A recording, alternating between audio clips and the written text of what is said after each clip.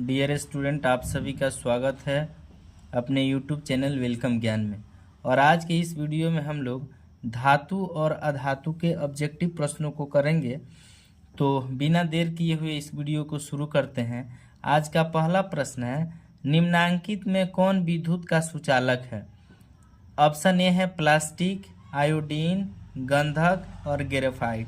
तो इसका जो राइट आंसर हो जाएगा वह होगा ग्रेफाइट।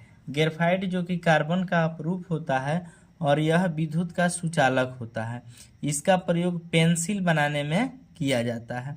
तो कौन विद्युत का सुचालक है? Graphite, option number D. Next है, निम्नांकित में कौन सी धातु सर्वाधिक तन्य है? सोना, तांबा, लोहा, जस्ता। तो इसका राइट आंसर होगा सोना, ऑप्शन नंबर ए सोना। 1 ग्राम सोना से 2 किलोमीटर लंबा तार खींचा जा सकता है।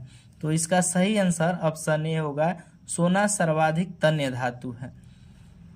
नेक्स्ट है, यदि कोई धातु ऑक्सीजन के साथ अभिक्रिया कर उच्च गलनांक वाला यौगिक बनाता है, यह यौगिक जल में विलेय है, वह तत्व निम्नांकित तत्वों में कौन हो सकता है? सिलिकॉन।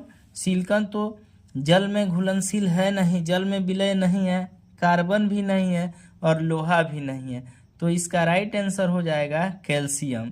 कैल्शियम जल में विलय है और ऑक्सीजन के साथ अभिक्रिया कर उच्च गलनांक वाला यौगिक भी बनाता है। चलिए नेक्स्ट जो क्वेश्चन है, मालाचाइट। मालाचाइट किस धातु का अयस्क है? तो ये है कॉपर का।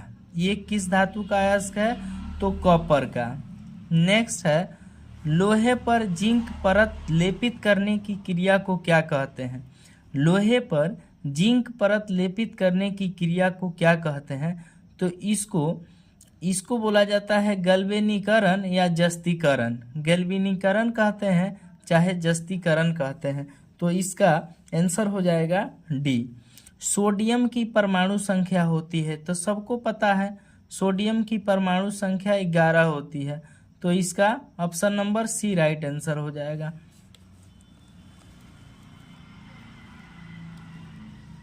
नेक्स्ट है, मैग्नीशियम की परमाणु संख्या 12 है, इसकी संयोजकता क्या है?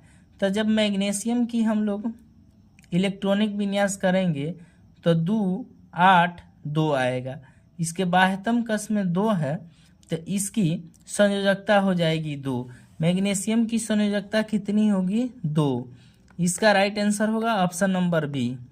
निम्नांकित में किस धातु का विस्थापन उसके लवण के विलयन से लोहा द्वारा किया जाता है? तो ये तांबा का। कैथोड किरणों में क्या उपस्थित रहते हैं? तो कैथोड किरणों में जो उपस्थित रहते हैं वो इलेक्ट्रॉन उपस्थित रहते हैं। 9 का ए हो जाएगा। कौन सा अधातु कमरे के तापक्रम पर तरल अवस्था में पाया जाता है? तरल अवस्था में पाई जाने वाली अधातु का नाम बताना है। तो इसका आंसर हो जाएगा बी, ब्रोमीन। ब्रोमीन तरल अवस्था में पाया जाता है। निम्नांकित में कौन उपधातु है? निम्नांकित में कौन उपधातु है? तो जो यहाँ एएस है, ऑप्शन नंबर डी, यही उपधातु है। एक तत्व का इलेक्ट्रॉनिक विन्यास 2, 8, 7 है। इस तत्व की परमाणु संख्या क्या है? तो 2, 8, 10 और 7, 17 है। इसमें इलेक्ट्रॉन 17 है। इलेक्ट्रॉन 17 है तो प्रोटॉन भी 17 होगा, और प्रोटॉन की संख्या को ही परमाणु संख्या कहते हैं। तो 17 है, तो 17 ऑप्शन नंबर सी में दिया है, तो इसकी परमाणु संख्या 17 हो जाएगी। इसलिए इसका राइट आंसर होगा ऑप्शन नंबर सी। ड्यूराल्यूमिन किस धातु का मिश्र धातु है? तो ये हो जाएगा एल्युमिनियम का। किसका होगा? एल्युमिनियम का। सोडियम फास्फेट का अणु सूत्र क्या होता है? तो इसका अणु सूत्र Na3PO4 होता है। सबसे कठोर प्राकृतिक पदार्थ क्या है? प्रकृति में सबसे कठोर पदार्थ है हीरा। कौन है? हीरा है। जिंक ब्लेड किस धातु का अयस्क है? तो जिंक ब्लेड जस्ता का अयस्क है। जिंक ब्लेड किसका अयस्क है? जस्ता का। निम्न में से किस धातु का गलनांक सबसे कम है? इसमें से किस धातु का गलनांक सबसे कम है? सोडियम का गलनांक सबसे कम है। इसका राइट आंसर होगा ऑप्शन नंबर ए। सोना की परमाणु संख्या कितनी होती है? तो सोना की परमाणु संख्या 79 होती है। ऑप्शन सी राइट आंसर हो जाएगा। धातुओं की क्रियाशीलता का सही क्रम क्या है? तो इसमें देखेंगे कि सबसे ज़्यादा जो है ये सोडियम होगा, मैग्नीशियम होगा, जिंक होगा, उसके बाद कॉपर होगा। तो ये ऑप्शन नंबर डी में दिया है, तो इसका राइट आंसर होगा ऑप्शन नंबर डी। सक्रियता श्रेणी में निम्नलिखित में कौन सबसे अधिक क्रियाशील धातु है? तो सोडियम अभी आया था, सोडियम सबसे अधिक क्रियाशील धातु है। निम्नांकित में कौन अधातु है? तो फास्फोरस अधातु है। फास्फोरस क्या है? अधातु है। नेक्स्ट है कैल्शियम की परमाणु संख्या होती है। तो कैल्शियम की परमाणु संख्या 20 होती है। कैल्शियम की परमाणु संख्या कितनी होती है? 20 होती है। नेक्स्ट है बोरान का परमाणु भार होता है। तो बोरान का परमाणु भार पूछ रहा है, तो इसका परमाणु संख्या तो कितना होता है? बोरान का परमाणु संख्या 5 होता है। तो 5 दूनी 10 1 11। बोरान का परमाणु भार जो होगा, परमाणु द्रव्यमान, वह 11 होगा। इसका राइट आंसर हो जाएगा ऑप्शन नंबर बी। कैलामाइन निम्नांकित में से किस धातु का अयस्क है? तो ये जिंक का अयस्क है। किसका अयस्क है? जिंक का। आयोडीन युक्त नमक है, तो इसका राइट आंसर होगा ऑप्शन नंबर सी, ए और बी दोनों। मिश्र धातु जिसमें 90% कॉपर और 10% एसएन है, उसका नाम है, तो उसका नाम कांसा होता है।